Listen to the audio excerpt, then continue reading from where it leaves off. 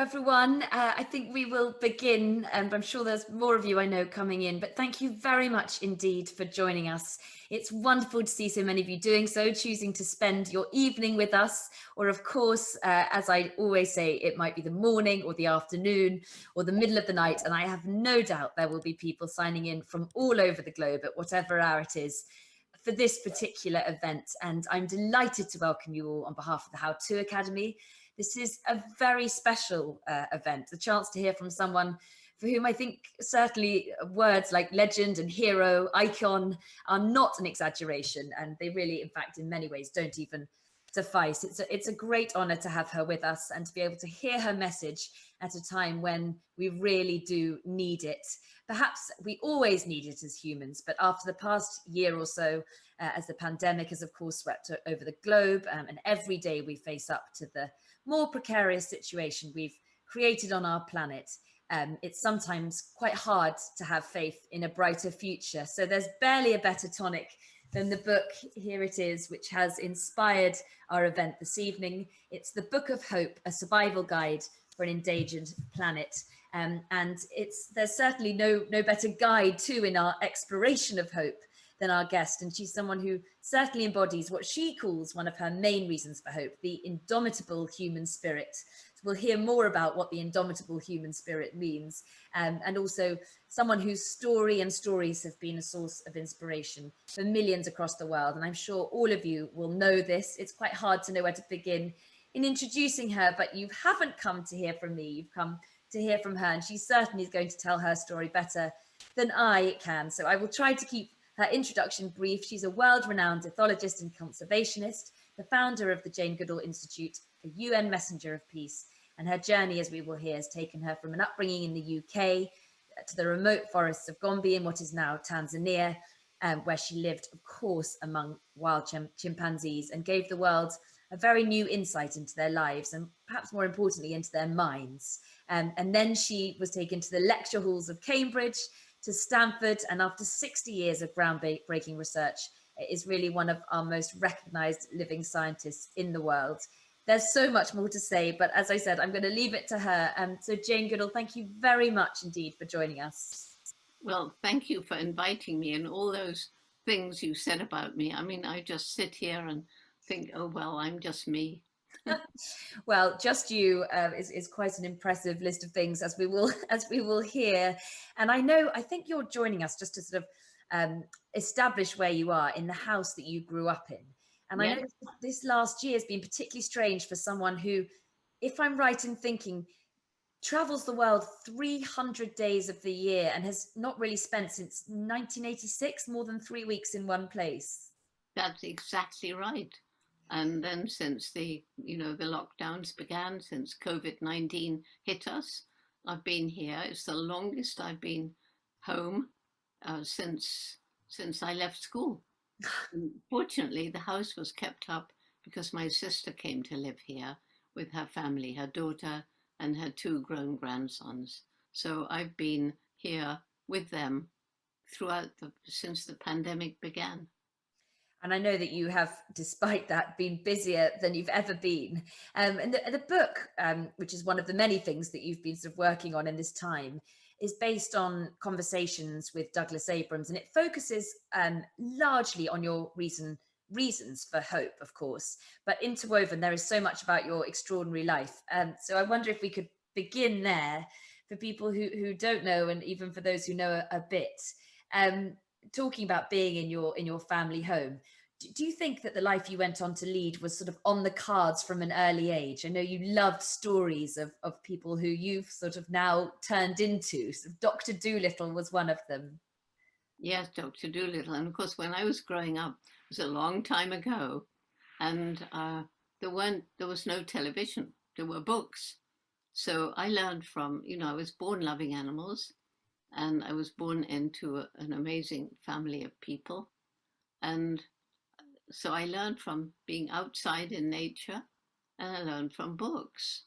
And you mentioned Dr. Doolittle, and then along came Tarzan when I was 10. And of course, I knew perfectly well there wasn't a Tarzan or a Dr. Doolittle, but those 2 books gave me this dream. I'm going to grow up, go to Africa, live with wild animals, and write books about them. And the amazing thing was, my mother was the only person who didn't laugh. She just said, if you want to do something like this, you're going to have to work really hard, take advantage of every opportunity. And then if you don't give up, you may find a way. Everybody else was laughing at me. You can't do that. You don't have money. World War II was still raging at the time. And you're just a girl. Back then, for a girl to do something like that was totally unheard of. I want to come back to your mum because she really has a huge part to play in your life and what you went on to do. But you dedicate the book to Mum, Rusty the dog, Louis Leakey, and David Greybeard. Perhaps we could just start with Louis Leakey.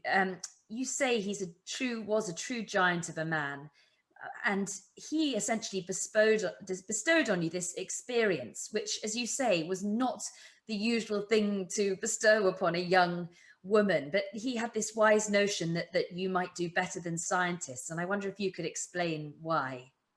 Yes, well, finally I saved up money. Actually, through waitressing around the corner in a hotel. I'd done the secretarial course, but you couldn't save much money working in London, which I was. And so I came home and saved up the money in that hotel over there and got out to Africa to stay with a school friend. That was the opportunity.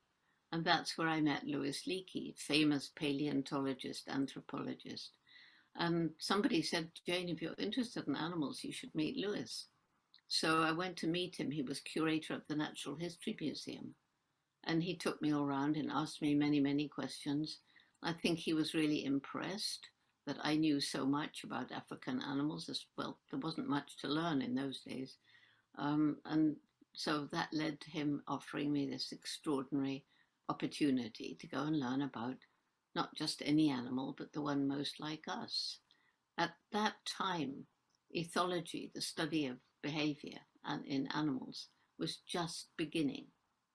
And it was a very reductionist sort of science at the time. And the early ethologists in Britain and, in Europe, were trying to make it into a hard science. Facts, facts, facts, numbers, numbers, numbers.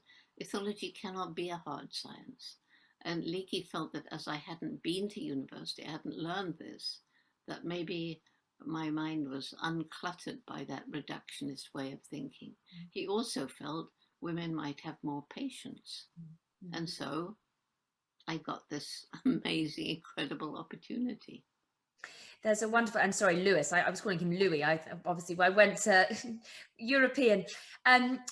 There's a wonderful moment on a recent one of your Hopecast, which is another thing you've been doing in lockdown, where you're talking to Dave Matthews, and you certainly don't hold back in this notion, as you say, that you were taught and told that to be a good scientist, you can't have empathy with the animal you're studying. You've got to be cold and objective.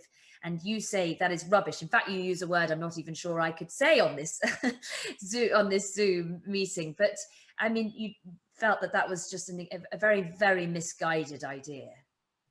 Well, I felt it. I mean, I didn't actually learn about that until I eventually got to Cambridge, which was when I'd been with the chimps over a year and already learned something about them. I mean, nobody had studied them in the wild before. I was number one. And so when the Cambridge professors told me, you shouldn't have given the chimpanzees names. That's not scientific. They should have numbers.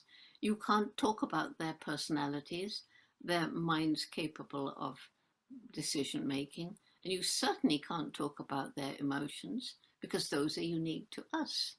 And you cannot have empathy because you've got to be coldly objective in order to be scientific. And it was actually being taught at that time that the difference between us and all other animals was one of kind, not degree. We were separate, totally separate. There was an unbridgeable chasm between us and even our closest living relatives, the great apes. Well, fortunately, when I didn't confront the professors, but I went on talking about what I'd seen, what I knew about animals from my childhood teacher, my dog Rusty, I knew the professors were wrong, but I didn't challenge them. That's never been my way. I just went on talking about what I'd seen. And then the Geographic sent filmmaker, photographer Hugo van Lauwijk, and his film came out. And so people had to believe. And it's totally true that because we now know chimps share 98.7% of our DNA, and because of all the behavior that I was showing and Hugo was illustrating, it gradually changed science, the way of ethology, thinking about animals. So now we acknowledge we're not the only sentient, sapient beings. And I want to discuss with you more about animal sentience, which is a very current topic being talked about a lot, I think, all across the world. In this country, it being debated in Parliament. But just to go back still to the sort of unraveling or how your life then progressed, you mentioned your mum, and you say in the book the whole expedition just wouldn't have been possible without her. But perhaps people don't know that she accompanied you when you first went out to Gombe. Yes, that always sounds as though poor little Jane has to have mummy. It wasn't like that at all. Leakey had two problems when he wanted to send me out. One, how to get money for this young girl straight from England with no science training. Finally, he got it from a philanthropic owner of a business, but only for 6 months. Second problem, at that time, Tanzania was Tanganyika. It was one of the last outposts of the crumbling British Empire, taken over from Germany after World War I. And so the British authorities said, we're not going to take responsibility for a young girl. But Louis persisted, and in the end, they said, oh, well, yes, but she must come with some European female companion. So Mum volunteered to come. I think Louis twisted her arm a little, but she was invaluable. I mean, the main thing she did for me was to support me, to boost my morale, because for the first 4 months, the chimps ran away. They're very conservative. They'd never seen a white ape before. And she was there in the evening because I went up every morning before light and came down when it was just dark and depressed. And she said, but Jane, you're learning more than you think. You found that peak, you got your binoculars, you're learning about the foods they eat, the calls they make, the kind of groups they travel around in, and how they make their nests bending over the branches of the trees at night. So she really helped to boost my morale. And there's so much. I feel like we could spend the whole hour just going through, because there's just so many fascinating twists and turns. But I wonder if you could explain how it was that you had what you call your Damascus moment, really, that turned this love and studying of the chimps into a kind of wider desire to spread the message of hope and also a wake-up call around the world, which you've really been doing ever since. Well, it happened when I did finally get my PhD in spite of everything, and built up a research station at Gombe. The research carries on. But it was a big conference that I helped to organize in 1986. And by then there were 6 other chimp study sites. We brought the scientists together, mainly to talk about, does chimp behavior change in different environments and so on. But we had a session on conservation and a session on conditions in some captive situations. And seeing that right across Africa where chimps were being studied, their numbers were dwindling and forests were disappearing. And seeing secretly filmed footage of our closest living relatives who can live for 60 years in cages 5 foot by 5 foot alone in medical research labs. So I went to that science conference as a scientist. I left as an activist. It was 4 days long. And people say, well, it must have been a hard decision. It wasn't a decision. And I call it my Damascus moment because St. Paul left wherever he left from, I don't know, Jerusalem or something. And he left as one of the main persecutors of the early Christians. And something happened to him on the road to Damascus, so that when he arrived, he had changed totally. and he became one of the people who went around trying to convert people to Christianity.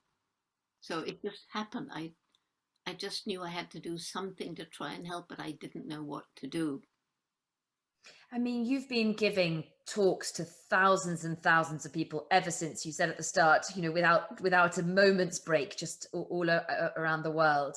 And there's a lovely kind of insight into the book into how that wasn't a natural thing, initially to do. You talk about the first speeches that you did being absolutely terrified. Yes, I mean, right from the beginning, I knew I could write. I mean, that was what I wanted to do, go to Africa and write books about wild animals. That I knew I could do. I've been writing stories since I was, I guess, 5. I have some that I dictated to my mother when I was 5. But speaking, I never spoke at school. I was really, really, really shy. And the first talk I had to give, I swear for the first 10 minutes I couldn't breathe, although nobody noticed, so I suppose that wasn't true. And then suddenly I found it's okay. They're listening to me. I can do it. And, from then on, I mean, I found I had a gift not only for communication with words, written, but also speaking. And of course, I worked on both. I mean, you don't just take something for granted and say, oh, that's fine. No, you work to get better and better and better and better, which I did. But I had the gift to start with. And obviously we're all very grateful that you carried on. And I'm really interested talking about sort of public speaking and about language, around this issue of hope. We don't deny that we're in a very sort of troublesome situation when it comes to the climate and the environment. And I think the good thing is everybody is sort of on the same page in their worries about that. Often the language around climate and the worries about it, about climate change, is quite terrifying language that people use. It's apocalyptic in most cases. I was reading something the other day where somebody said, Martin Luther King, who of course galvanized millions to his cause, said, I have a dream. He didn't say, I have a nightmare. And I'm interested to know your thoughts on the right language to use. And of course, the answer is hopefully in the Book of Hope, but whether you think the apocalyptic and very worrying language perhaps make people turn their heads away and sort of bury their heads in the sand. Well, it has had that effect on many, many people. I've met so many people who feel hopeless and helpless, and they see the world as a mess, and there's nothing they can do about it. And the world, as you said, we're in very, very dark place right now. But unless you also talk about the way out of the dark mess at the same time. So yes, let people understand how bad it is, because it is bad, but then there's a way out. And without that way out, then you leave people just curling into themselves and giving up and doing nothing. And that leads to the end for us if everybody does that. So that's why I've always been talking about hope. And I've just, since writing the book, I've thought of another way of describing hope. And it's as though we're in a very, very dark tunnel, quite a long tunnel. And right at the very end, there's a little light. But between us and that light, there are so many obstacles and problems. That little light is hope. If we just sit and think with rose-colored spectacles, well, it's going to be all right. Somehow it has to be. I have faith. I believe in God. It's going to be all right. Then we're doomed. But if you take the action necessary and you climb those hurdles and you go around and under and over, you finally reach the hope. So hope is all about taking action, not sitting and waiting for something to happen. And that, I suppose, is, as you discuss in the book, the difference between hope and optimism. Yes. Yes, an optimistic person might just say, oh, it's going to be fine. I don't need to do anything. Other people will do it. A lot of people think other people can do it. But, the whole reason I started our youth program, which you probably want to talk about later, but was because I was meeting so many young people who'd lost hope.